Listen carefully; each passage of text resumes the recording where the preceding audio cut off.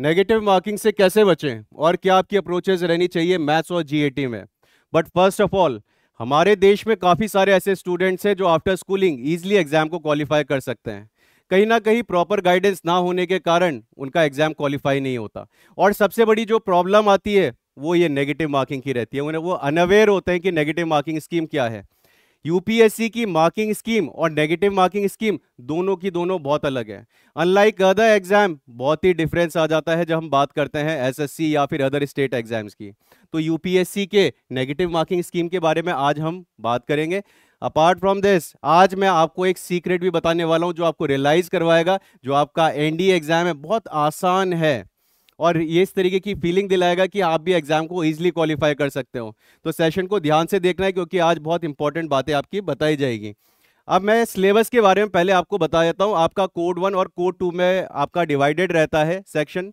एक कोड 1 होता है मैथमेटिक्स और कोड 2 होता है जीएटी। जीएटी जिसका पार्ट आपका इंग्लिश और जनरल स्टडीज रहता है। इनके बारे में मैं ऑलरेडी एक इन्फॉर्मेशन आपको वीडियो अपलोड करवा चुका हूं, तो वहां पे आप इसके बारे में डिटेल्स देख सकते हो। आज की जो बात होने वाली है, आज की जो हम चर्चा करेंगे वो होगी आपकी नेगेटिव मार्किंग पे। तो ध्यान से देखें सब सारे के सारे स्टूडेंट्स।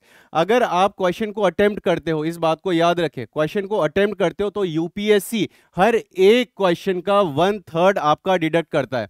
1/3 मतलब कि 0.33। अब प्रॉब्लम क्या आती है, कई स्टूडेंट ये सोचते हैं कि 1 मार्क्स है तो 1 मार्क्स का 1/3 हो जाता है। बेटा ऐसा नहीं है। इन बातों पे अभी मैं डिस्कस करूंगा कि आपकी नेगेटिव मार्किंग किस तरीके से होती है और क्या आपकी स्कीम रहती है। अगर एक तरीके से ये भी समझ ले, दूसरा पॉइंट जो आपको ध्यान में रखना है, if a candidate has given more than 1 answer, अगर उसने एक आंसर से ज्यादा दे दिया तो उसको भी गलत माना जाएगा। कुछ एग्जाम में आपके पास इस तरीके से 4 ऑप्शन है और आपने इस तरीके से कर दिया, इसको डार्क कर दिया और डार्क करने के बाद आपको लगा कि नहीं आंसर ये होना चाहिए था और आपने इस तरीके से कर दिया, तो ये भी आपका नेगेटिव ही कंसिडर करा जाएगा और इसकी नेगेटिव मार्किंग आपकी होने वाली है। इस बात को याद रखें, ठीक है। एक और बात जो कि कई जगह आपने डिस्कस होते हुए नहीं सुनी होगी, ना ही आपको कहीं वीडियो में कहीं और मिली होगी, वो बात यह है कि अगर एग्जाम आया और एग्जाम में आपके पास कोई क्वेश्चन इनकरेक्ट आता है तो उस केस में अगर आपने अटेम्प्ट करा है, उस केस में आपने अगर अटेम्प्ट करा है, क्वेश्चन इनकरेक्ट है या ऑप्शंस इनकरेक्ट हैं, सिर्फ एक टिक करा हुआ है, तो उसके मार्क्स आपको स्कोर में ऐड होते हैं। अभी तक का मैं अपने एक्सपीरियंस से बता रहा हूं, जब से मैं पढ़ाता आ रहा हूं और मोर देन 11 ईयर्स में पढ़ाता हुआ आ रहा हूं, तो मुझे मालूम है कि इस तरीके के मार्किंग स्कीम में आपको मार्क्स मिलते हैं। अब आते हैं इंपॉर्टेंट बात में। जब मैथमेटिक्स को आप अटेम्प्ट करते हो, हर एक क्वेश्चन का आपको 2.5 स्कोर आपको यूपीएससी देता है। इसका जो मार्क्स मिलते हैं आपको 2.5 मार्क्स स्कोर करते हैं। नेगेटिव में अगर जाएं तो नेगेटिव इसको ये नहीं समझना है कि 1 मार्क्स का आपका 1/3 होगा। जितना उन्होंने मार्क्स आपको दिया है उसी का 1/3 आपका स्कोर नेगेटिव मार्किंग में जाता है। तो यहां पे आपका ये नेगेटिव मार्किंग क्या हो जाता है, 0.833। इस बात को समझना बहुत इंपॉर्टेंट हो जाता है कि आपकी एक्यूरेसी होनी बहुत जरूरी है।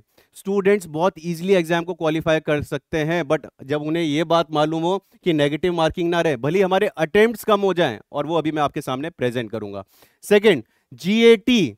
जीएटी के पार्ट में आपका 1 क्वेश्चन करोगे तो स्कोर आपको कितना 4 मार्क्स मिलता है। तो मतलब एक क्वेश्चन से, हर एक क्वेश्चन से आपको कितने 4 मार्क्स में स्कोर करोगे। नेगेटिव में जाओगे तो नेगेटिव में 4 का 1/3 होगा और 1.333 ये आपकी नेगेटिव मार्किंग होगी। मतलब यूपीएससी जितना आपको मार्क्स दे रही है उतना ही वो डिडक्ट भी कर रही है आपकी नेगेटिव मार्किंग के थ्रू। तो मतलब एक्यूरेसी की इंपॉर्टेंस अब सबको समझ में आ रही होगी, जितने भी सारे स्टूडेंट इस सेशन को देख रहे होंगे।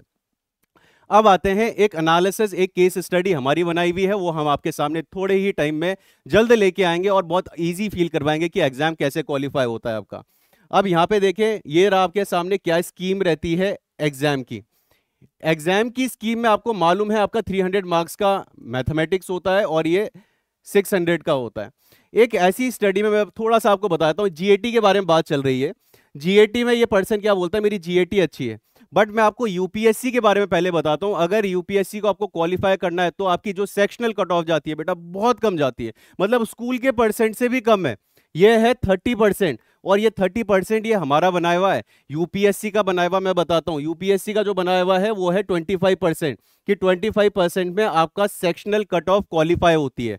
अब यहाँ पे सेक्शनल कट ऑफ क्वालिफाई करने के लिए हमने 30% इसलिए डाला है क्योंकि कहीं ना कहीं स्टूडेंट के एक दो क्वेश्चन तो गलत हो ही जाते हैं। तो इतनी तैयारी आपको रखनी है कि 30% आप स्कोर कर पाए। अब यहाँ पे बात को समझे, मैथमेटिक्स है, मैथमेटिक्स में अगर आप 36 क्वेश्चन कर देते हैं आउट ऑफ 120, बेटा 120 कोई ज्यादा नहीं है। 120 मतलब काफी सारे स्टूडेंट्स कर सकते हैं। तो अगर आपने 120 क्वेश्चंस में से 36 क्वेश्चंस कर दिए तो आपका सेक्शनल कट ऑफ क्वालिफाई हो गया है। अगर जीएटी में बात करें, जीएटी में मात्र 15 क्वेश्चन आउट ऑफ 50 क्वेश्चंस आपको करने हैं और आपका सेक्शनल कट ऑफ क्वालिफाई हो जाएगा। और ये मैं वो सेक्शनल कट ऑफ बोल रहा हूं जो हमारी 30% की बनाई हुई है। अब जीके में अगर आप 30 क्वेश्चंस करते हो, 30 क्वेश्चंस कितने आउट ऑफ 100, तो आपका ये जीके का पार्ट भी क्वालिफाई हो जाता है। और अगर सेक्शनल कट ऑफ में बोले तो सेक्शनल कट ऑफ आपकी इतनी बन जाती है। सेक्शनल मतलब कि आपका मैथमेटिक्स में सेपरेट, इंग्लिश में सेपरेट और जीके में सेपरेट, इतना आपको स्कोर करना पड़ेगा, तभी आपका एग्जाम क्या है, क्वालिफाई है सेक्शनल कट ऑफ में। अब ये 30% में तो आपको सेक्शनल कट ऑफ में क्वालिफाई करके दे देते हैं।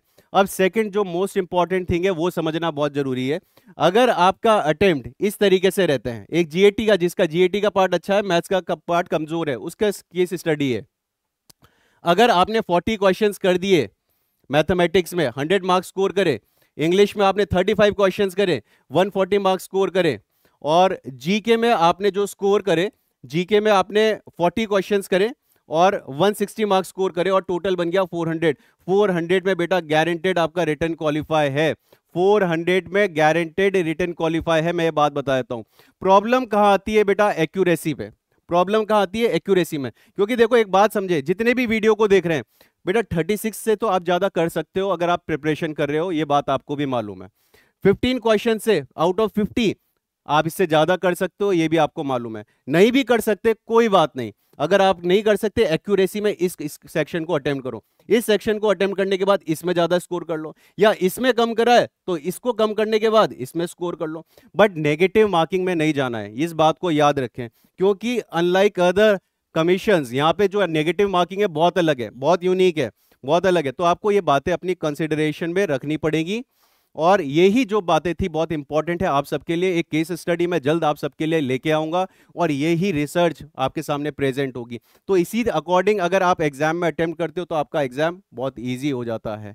तो आज की वीडियो में बस इतनी इंफॉर्मेशन। इस वीडियो को ज़्यादा से ज़्यादा स्टूडेंट्स के साथ शेयर करें ताकि उनकी भी हेल्प हो पाए। जय हिंद एवरीवन।